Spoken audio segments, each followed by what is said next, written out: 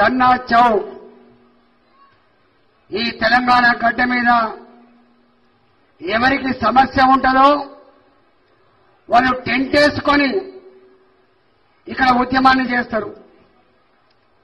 కేసీఆర్ అధికారంలోకి రాగానే ఈ ధర్నా చౌక్ ఉండడానికి వీల్లేదు, నా రాజ్యంలో ఇచ్చేవాడిని నేను, పుచ్చుకునే వాళ్ళు ప్రజలని చెప్పి హుకుం జారీ చేసి ఈ ధర్నా చౌకను ఎత్తేసిండ్రు.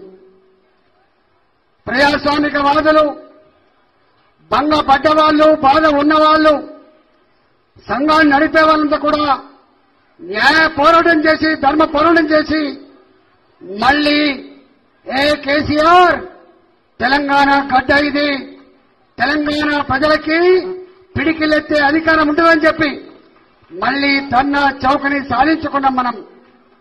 ఈ ధర్నా చౌకలో ఇవాళ మనకు ధర్నాకు పర్మిషన్ ఇచ్చిండు. పర్మిషన్ కూడా పోలీసు వాళ్ళు ఇవ్వలే, పర్మిషన్ బాజాప్తా మా హక్కు ఇది అని చెప్పి కోర్టుకు పోయి పర్మిషన్ తెచ్చుకున్నాం. మనం కోర్టుకు పోయి పర్మిషన్ తెచ్చుకున్నాం. ఇవాళ ఆ పర్మిషన్ కూడా ఎంతమందికి ఇచ్చిండ్రు? 500 మందికే ఇస్తారట. నీ అబ్బ జాగిరా కేసీఆర్.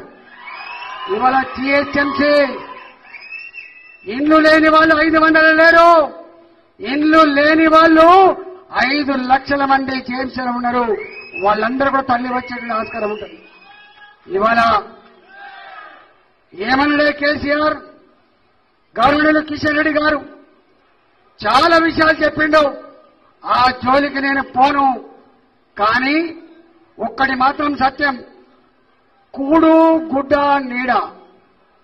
మనిషికి మొట్టమొదటిగా ఇంత బువ్వ కావాలి, తర్వాత గుడ్డ కావాలి, తర్వాత గూడు కావాలి. ఇక్కడ అనేక మంది పేదలు తెలంగాణ గడ్డ మీద కన్న గడ్డను వదిలిపెట్టి, కనిపెంచిన అమ్మా నాన్నను వదిలిపెట్టి పొట్ట కూటి కోసం పిల్లలు వేసుకొని హైదరాబాద్కి వస్తారు. ఎక్కడ ఖాళీ జాగాలు ఉంటాయో అక్కడ ప్లాస్టిక్ షీట్లు వేసుకొని గుడిసెలలో ములికి కాలువల పక్క ఉండి మక్కేటువంటి నా తెలంగాణ బిడ్డలు ఇవాళ సొంత ఇంటి కళ నెరవేరాలని ఆటో నడుపుకునే వాళ్ళు, సఫాయి పని చేసేవాళ్ళు, చిన్న చిన్న నౌకరు చేసేవాళ్ళు, 10,000 రూపాయలు ఇల్లు కిరాయి కట్టలేని వాళ్ళు నా కేసీఆర్ వచ్చిన తర్వాత, తెలంగాణ వచ్చిన తర్వాత నాకు ఇల్లు వస్తుందని చెప్పి ఆశపడ్డారు. కానీ తెలంగాణ ప్రజానీకానికి 9 సంవత్సరాల 2 నెలల కాలంలో ఆ ప్రజలకు ఇల్లు రాలేదు. ఇవాళ మాటలు చెప్పి కళ్ళల్లో మట్టి కొట్టింది కేసీఆర్ అని చెప్పి సందర్భంగా చేస్తా ఉన్నాం. ఇదే పార్లమెంటు కిషన్ రెడ్డి గారి పార్లమెంట్ లో ఉంటది, సనత్ నగర్. అక్కడ కట్టిండు కేసీఆర్.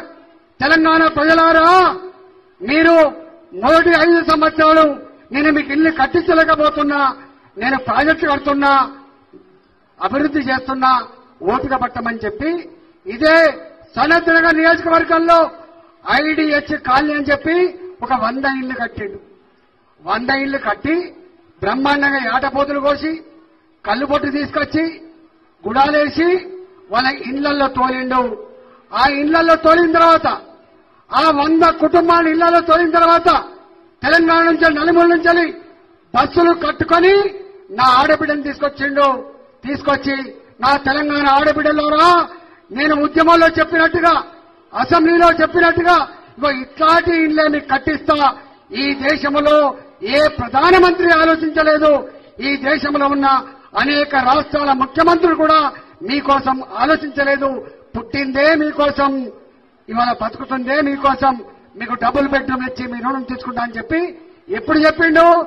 ఐడిహెచ్ కాలనీలో ఆ ఇళ్లను పేద ప్రజలకు అంకితం చేసేటప్పుడు చెప్పిండు కేసీఆర్ గారు.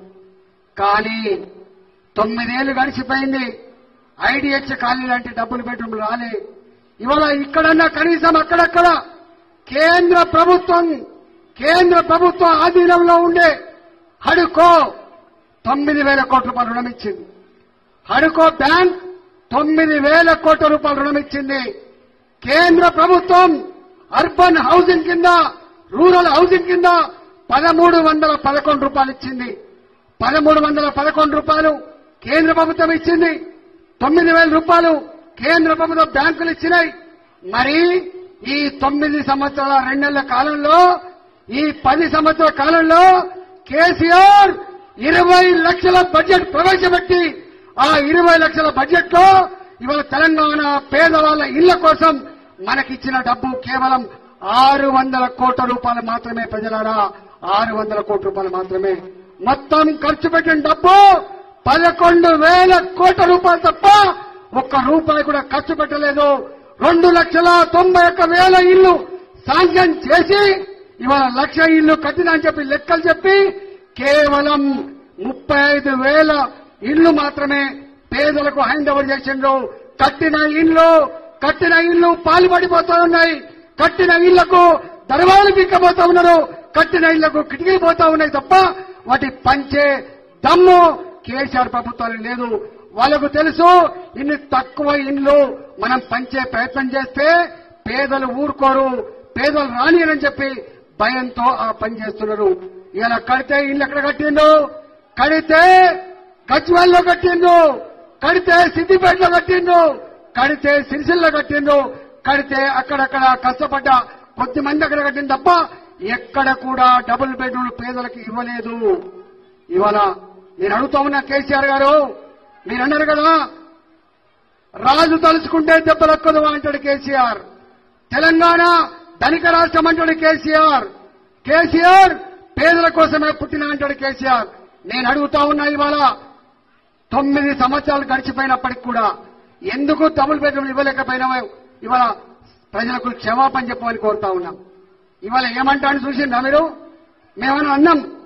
కడియం సిఆర్ గారు గౌరవనీయులు ఇప్పుడు హరీష్ రావు గారు, ఇవాళ ఆనాడు మంత్రిగా ఉన్నటువంటి ఇంకా 2 మంత్రులు తుమ్మల నాగేశ్వరరావు గారు, మేమందరం చెప్పినాం, అయ్యా ఈ డబుల్ బెడ్రూములు కాలనీల రూపంలో కడితే కావివి, మీరు అర్థం చేసుకోండి. పట్టణాలలో జాగాలు లేని కాడ అపార్ట్మెంట్ రూపంలో కట్టండి, కానీ గ్రామాలలో మాత్రం వాళ్ళకు అపార్ట్మెంట్లు నడవవు. వాళ్ళకు దుడ్డు ఉంటుంది, వాళ్ళకు బండి ఉంటుంది, వాళ్ళకు గొర్రె ఉంటుంది, వాళ్ళకి జాగా కావాలని చెప్పి మేము కోరినాం. ఆనాడు చెప్పినాం, వాళ్ళ జాగాలలో మీరు ఇల్లు కట్టాలని చెప్పినాం.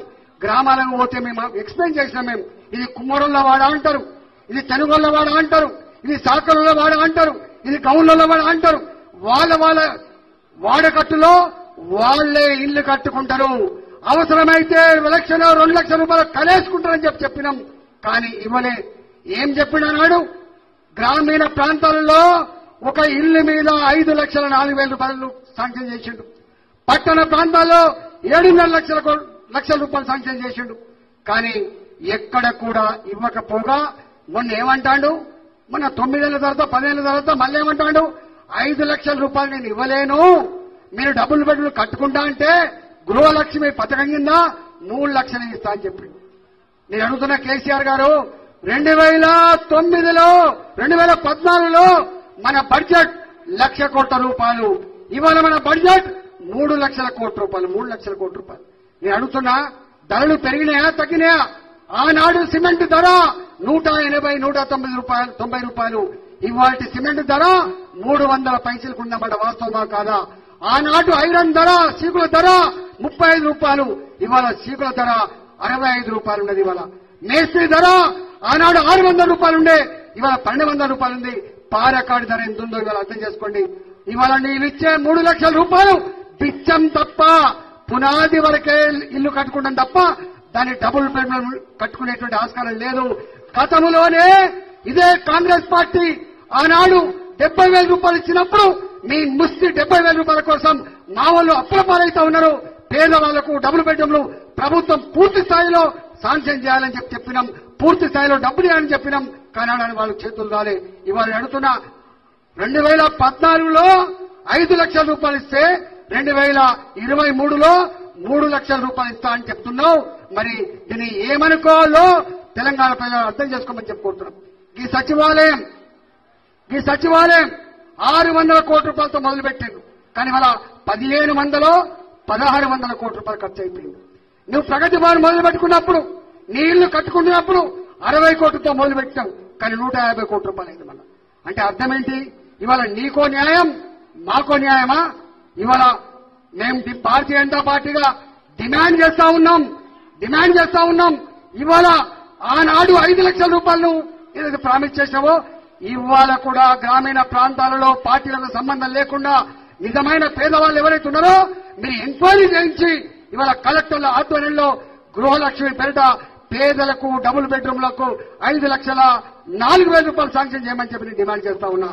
ఇదే పట్టణ ప్రాంతాల్లో కూడా ఇవాళ ఎంతమందికైతే మీరు కట్టించిందో ఇంతకుముందు గౌరవనీయులు కిషన్ రెడ్డి గారు చెప్పినట్టుగా 42 బస్తీలలో 40 గజాలలో 30 గజాలలో మురికి కూపాల పక్కమంటి మీరు జీవించకూడదు, ఇక్కడ పెద్ద ఎత్తున అపార్ట్మెంట్ కడతామని చెప్పిందో ఆయా జాగాలలో ఆయా బస్తీలలో మీరు పెద్ద ఎత్తున డబుల్ బెడ్రూములు అపార్ట్మెంట్ రూపంలో కట్టి ఇవ్వాలని చెప్పి డిమాండ్ చేస్తా ఉన్నా.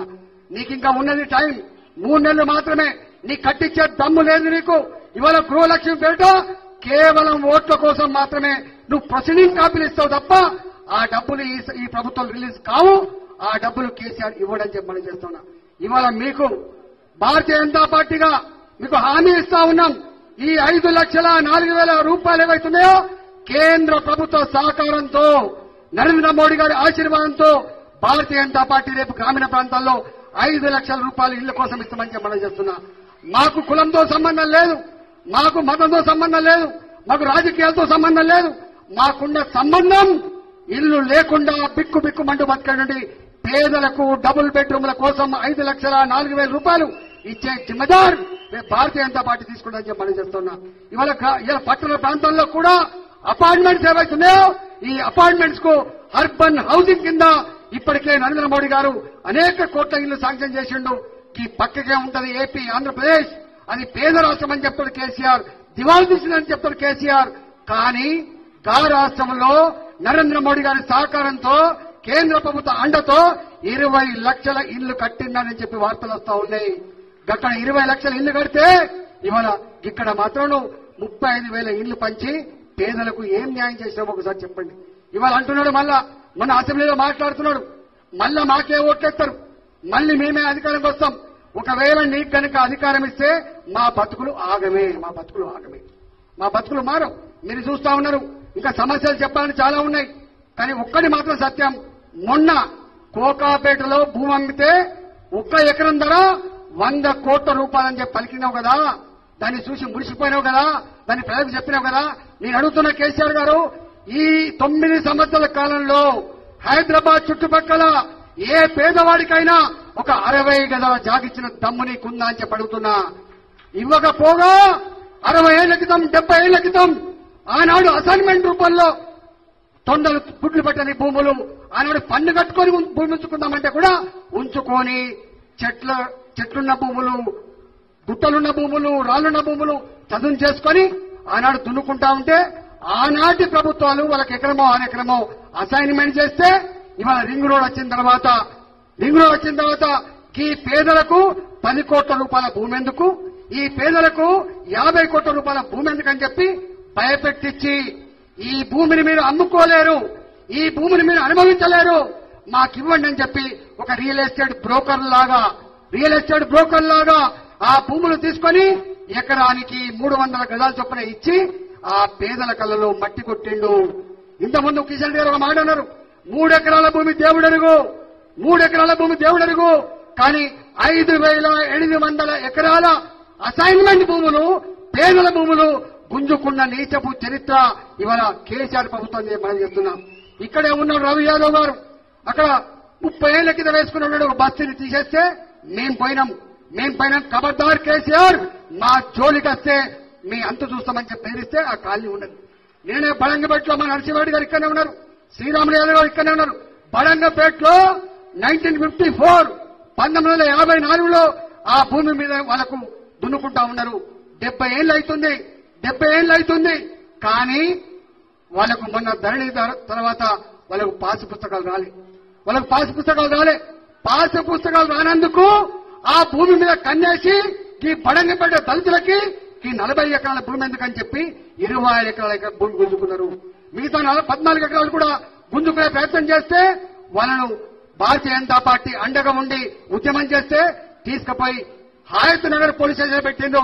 నేను అడుగుతా ఉన్నా, హైదరాబాద్ చుట్టుపక్కల ఉన్న దళిత బిడ్డలారా, పేద ప్రజలారా, ఎక్కడ అన్యాయం జరిగినా కూడా భారతీయ జనతా పార్టీ మీకు అండగా ఉంటది, మీకోసం పొట్లాడుతా అని చెప్పి మనం చేస్తున్నా. భారతీయ జనతా పార్టీకి కేసులు కొత్త కాదు, భారతీయ జనతా పార్టీకి జైళ్లు కొత్త కాదు.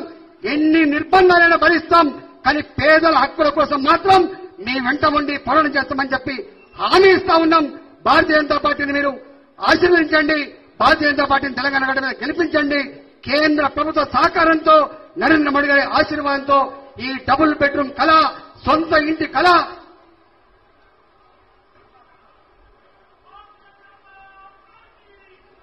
ఇంటి కళ తప్పకుండా నెరవేరుస్తామని చెప్పి మాట ఇస్తూ, ఇవాళ ఇంతకుముందు తమ్ముడు ఒక చిట్టి ఇచ్చిపోయింది. లేక ఉద్యోగ నోటిఫికేషన్లు పడితే మొన్న 17 ఎగ్జామ్ జరిగితే 17 పేపర్లు లీక్ అయిపోయినాయి.